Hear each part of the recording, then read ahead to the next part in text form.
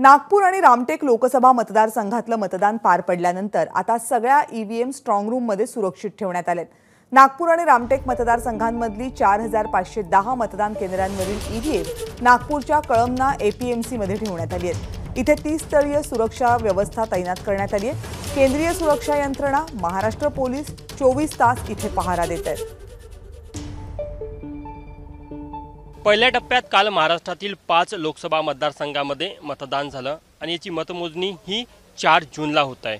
जवळपास 45 दिवस मतपेट्या या कडेकोट सुरक्षेमध्ये असणार आहे आणि त्यासाठी प्रशासनाने स्ट्रॉंग रूम तयार केलेली आहे। जर का आपण बघितलं तर कळमना भागामध्ये इथे 2 लोकसभा मतदारसंघाच्या स्ट्रॉंग रूम आहे। एक नागपूर लोकसभा मतदारसंघ आणि दुसरा रामटेक लोकसभा मतदारसंघ। सध्या दृश्यामध्ये आपल्याला पाहायला मिळतंय हे रामटेक लोकसभा नागपूर लोकसभा मतदारसंघाचं दृश्य आहे। इथे ज्या ईव्हीएम मशीन आहे त्या कडेकोट सुरक्षेमध्ये इथे आणण्यात आलेल्या आहे आणि जी स्ट्रॉंग रूम तयार करण्याची प्रक्रिया आहे ती देखील सुरू आहे। नागपूरचे जिल्हाधिकारी डॉक्टर विपिन इटनकर आपल्यासोबत आहे। सर, तुमची वेशभूषा बघितली, काल रात्रीपासून तुम्ही इथे आहे, अत्यंत संवेदनशील असं हे काम आहे।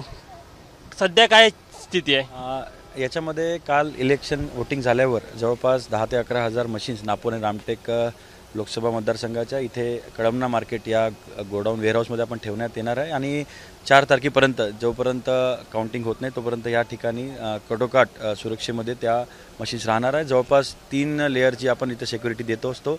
CCTVचा कव्हरेज सुद्धा आहे आणि आपण पॉलिटिकल पार्टीजला कॅन्डिडेटच्या रिप्रेझेंटेटिव्ह पण आपण शामेना आपण ठेवलेला आहे। फायर ब्रिगेडची अरेंजमेंट केलेली आहे। सगळ्या प्रकारचे इथे अरेंजमेंट्स आपण करण्यात आलेले आहेत जेणेकरून 4 तारखेपर्यंत या ईव्हीएम्स स्ट्रिक्ट सिक्युरिटीमध्ये सेफली या ठिकाणी ठेवण्यात येईल। उन्हाचा फटका बसला असं वाटतं? नाही, दुपारी जनरली उन्हामुळे मतदानाची टक्के थोडी कमी झाली होती, परंतु ते इव्हनिंगमध्ये अजून वाढली। आम्हाला वाटत होतं की अजून वाढेल, पण तेवढी मतदान वाढलेलं नाही। पण overall we are able to 25-30 हजार मतदाता आम्ही वाढवण्यामध्ये सक्सेसफुल झालो। That is a positive from this elections. बघू शकतो की ज्या 5 लोकसभा मतदारसंघामधल्या उमेदवाराचे भाग्य हे मतपेटीमध्ये बंद झाले आणि ते 4 जूनला उघडणार आहे। या 45 दिवसामध्ये कडेकोट सुरक्षेमध्ये या सर्व मतपेट्या स्ट्रॉंग रूममध्ये असणार आहे। कॅमेरामॅन व्यंकटेश नायडूसह तुषार कोहळे, ABP माझा, नागपूर।